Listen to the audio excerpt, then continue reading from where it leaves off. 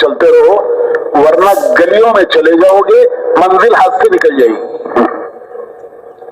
वरना गलियों में इधर उधर चले जाओगे, मंजिल हाथ से निकल जाएगी। ذہن مشوش ہوتا تھا کہ کیا کرنا چاہیے. تو ہمارے ڈاکٹر خالد صدیقی صاحب پرانے لوگوں میں تو وہ کہا کرتے تھے کہ بھئی ہر درد کی دوا ہے صلی علی محمد. چلو نظام الدین جائیں گے حضرت سے پوچھیں گے.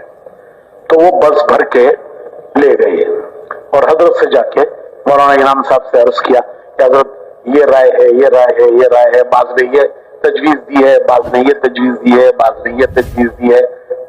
تو حضرت نے فرمایا سب سنا اطمینان سے، اور پھر فرمایا کہ بھائی تمہارے ہاں تانگے ہوتے ہیں؟ تو وہ زمانوں میں تانگے ہوا کرتے تھے. تو تانگے سے گھوڑے کو کیا کرتے ہیں؟ دونوں طرف سے اس کے آنکھوں کو کیا کہتے ہیں، اس کو پٹی باندھ دیتے ہیں نا، کیا کہتے ہیں اس کو؟ ہاں سمجھ گئے نا، دونوں طرف سے باندھ دیتے ہیں تاکہ وہ سیدھا سیدھا چلتا رہے، ادھر ادھر نہ دیکھے. گھوڑا سیدھا سیدھا چلتا رہے، ادھر ادھر نہ دیکھے. تو حضرت نے فرمایا کہ تم نے تانگا دیکھا ہے؟ اور دکھائے گھوڑے کو کیا باندھتے ہیں؟ اس طرح اپنی آنکھوں کو باندھ لو اور سیدھے سیدھے چلتے رہو، ورنہ گلیوں میں چلے جاؤ گے، منزل ہاتھ سے نکل جائے گی. ورنہ گلیوں میں ادھر ادھر چلے جاؤ گے، منزل ہاتھ سے نکل جائے گی. مولانا سید سلیمان ندوی رحمت اللہ علیہ ہمارے بڑے بزرگوں میں گزرے ہیں. تو ایک مرتبہ یہاں رائے تشریف لائے اور سارے کام کو دیکھا، اور دیکھ کر یہ رہے یہاں رائے تشریف لائے. سید سلیمان ندوی رحمت اللہ علیہ بڑے بزرگوں میں گزرے ہیں، سیرت کی بڑی کتاب لکھی ہے کتنی جلدوں میں. تو ایک مرتبہ رائے تشریف لائے، یہی کی بات میں نے سنی ہے. تو فرمایا کہ منزل صحیح ہے، راستہ غلط ہے تو بھی ناکام. منزل صحیح ہے، راستہ غلط ہے تو بھی ناکام. راستہ صحیح ہے، منزل غلط ہے تو بھی ناکام. الحمدللہ ہمارا راستہ بھی صحیح ہے، ہماری منزل بھی صحیح ہے، پھر ہمیں کیا غم ہے. کہ سید سلیمان ندوی رحمۃ اللہ علیہ نے یہاں رائے میں فرمایا کہ راستہ صحیح منزل غلط تو بھی ناکام. راستہ غلط منزل صحیح تو بھی نہیں پہنچے گا منزل کو، راستہ غلط ہے تو بھی ناکام. الحمدللہ کہ ہمارا راستہ بھی صحیح ہے اور ہماری منزل بھی صحیح ہے، پھر ہمیں کیا ہونا ہے. تو بھائیو یہ اس کو کہتے ہیں نہج، اس کو کہتے ہیں نہج. بزرگوں نے جو کام کا نہج دیا ہے اس پر جمنا اور ادھر ادھر سے متاثر نہ ہونا. تو میں کہہ رہا تھا کہ کتنی باتیں بیان کی میں نے، کتنی جی؟ کیا کیا؟ زبان میٹھی، ہاں دماغ ٹھنڈا. تیل کی کڑائی نہ ہو ہر وقت پک رہی ہے، اندر پک رہی ہے پک رہی ہے پک رہی ہے، کوئی کچھ بولے تو فوراً ریئیکٹ ہو گئے برف کی سلی کی طرح کہ چنگاریاں بھی پڑے تو بجھ جائیں. اور تیسری چیز دل وسیع. تیسری چیز دل وسیع.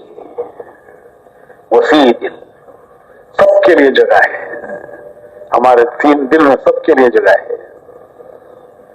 جو ہمارا بھلا چاہتے ہیں ہم تو ان کا بھلا چاہتے ہی ہیں، جو ہمارا برا چاہتے ہیں ہم ان کا بھی بھلا چاہتے ہیں. جو ہمارا بھلا چاہتے ہیں ان کا ہم بھلا چاہتے ہیں، یہ تو سب کرتے ہیں دنیا میں. یہ تو عام ہے دنیا میں کہ جو ہمارا بھلا چاہتا ہے ہم اس کا بھلا چاہتے ہیں. لیکن ہمارا کام یہ ہے کہ جو ہمارا برا چاہتے ہیں ہم ان کا بھی بھلا چاہتے ہیں. سمندر کی طرح وسیع دل کہ سب کی گنجائش ہے.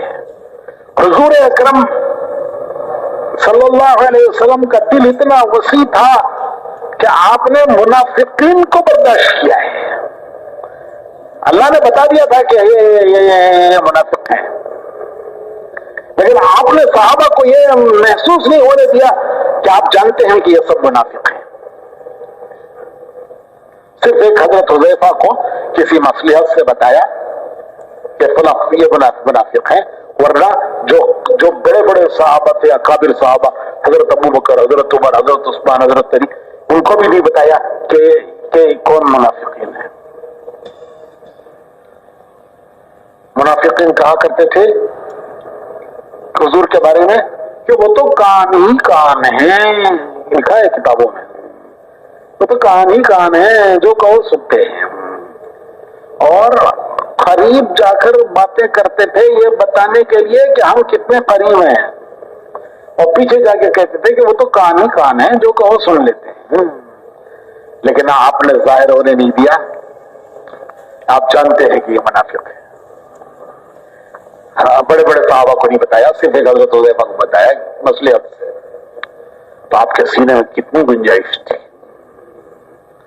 تو میرے بھائیو، دائی اگر اس کے سینے میں اپنے ساتھیوں کے لیے گنجائش نہیں ہے،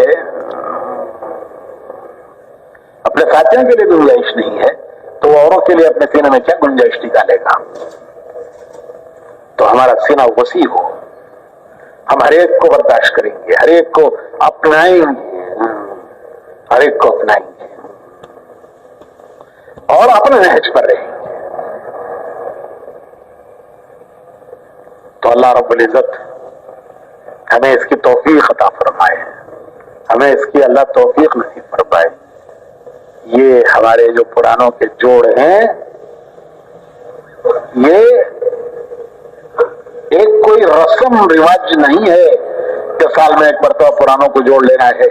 بھائیو، یہاں آ کر یہاں سے کچھ لے جانا ہے، یہاں سے کچھ لے جانا ہے، اور کیا لے جانا ہے؟ کام کا نہج بھی لے جانا ہے، کام کے جذبات بھی لے جانے ہیں، قربانیوں میں آگے بڑھنے کے جذبات بھی لے جانے ہیں، ہماری فکر، ہماری سوچ، ہمارے جذبات، ہماری فکر، ہمارے سوچ، ہمارے جذبات وہ اس دعوت کے کام کے بنے۔ ایک مرتبہ مولانا سعید خان صاحب نے ہمارے ساتھیوں کو خط لکھا۔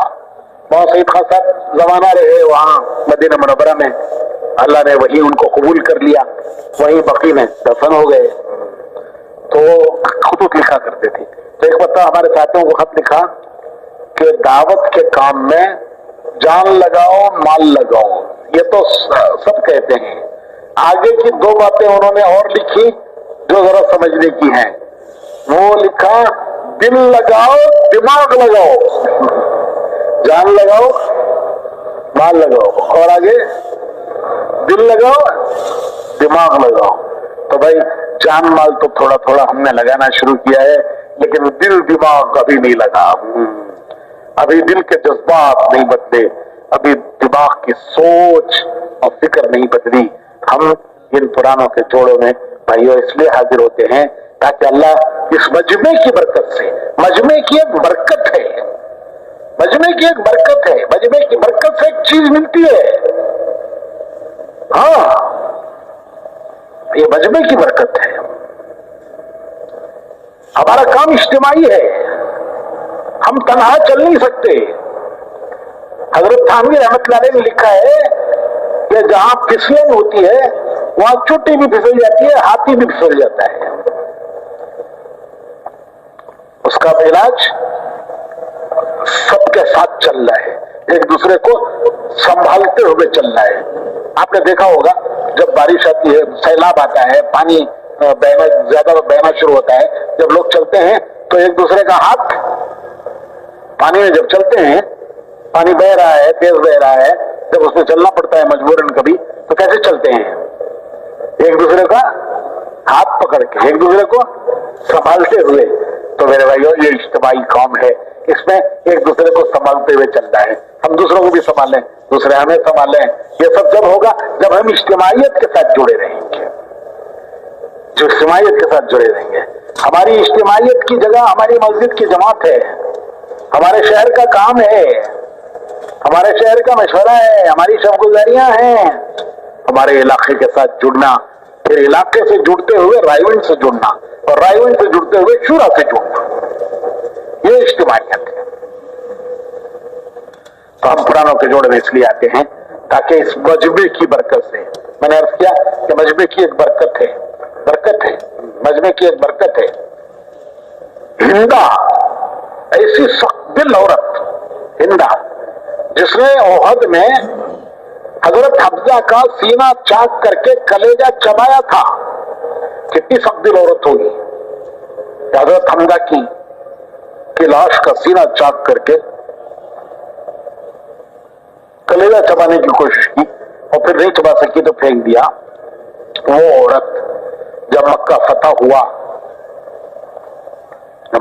ہوا تو یہ دیکھنے کے لیے آئی کہ آج مسلمان اپنی فتح کا جشن کس طرح مناتے ہیں۔ ہر قوم اپنی فتح کا جشن مناتی ہے۔ آج مسلمان مکے میں آئے ہیں، ہم نے ان کو مجبور کر کے نکالا تھا، ان کا سب کچھ چھین کے ان کو مکے سے نکالا تھا، ان کو مجبور کر کے مکے سے نکالا تھا۔ آج یہ مکہ فتح کرتے ہوئے آئے ہیں، یہ مکے کے فاتح ہیں، مکہ فتح کرتے ہوئے آئے ہیں، کسی کی ہمت نہیں کہ ان کو روک سکے۔ تو یہ اپنی فتح کا جشن کیسے مناتے ہیں، یہ دیکھنے کے لیے ہندا گھر سے نکلی۔ کیا دیکھتی ہیں کہ مکے کی گلیاں سنسان پڑی ہیں، کوئی نظر نہیں آتا، کوئی جشن مناتے نظر نہیں آتا۔ تو وہ سوچتی ہیں کہ چلو دیکھیں جائیں، یہ ڈیرے ہیں ان کے وہاں۔ جب ڈیروں کے پاس جا کے دیکھا تو وہاں بھی ڈیرے خالی۔ پھر ہندا کو خیال آیا کہ ہو نہ ہو یہ حرم میں ہوں گے۔ جب وہاں کے حرم دیکھا تو حرم صحابہ سے بھرا ہوا تھا، حرم صحابہ سے بھرا ہوا تھا، اور وہ طواف کر رہے تھے، نمازیں پڑھ رہے تھے، دعائیں مانگ رہے تھے۔ دعائیں مانگنے والوں کے قریب جا کے سنا کیا دعائیں مانگ رہے ہیں، تو دعائیں مانگ رہے ہیں کہ اللہ قریش کو ہدایت دے دے، قریش کو ہدایت دے دے، ان کے دل پھیر دے، ان کے دلوں میں ہدایت ڈال دے۔ تو ہندا سوچنے لگی کہ زندگی بھر تو ہم نے ان کے ساتھ دشمنی کی اور یہ ہماری ہدایت کی دعائیں مانگ رہے ہیں۔ ارے جب مکہ فتح ہو گیا تو یہ ہماری ہدایت کی دعائیں مانگ رہے ہیں۔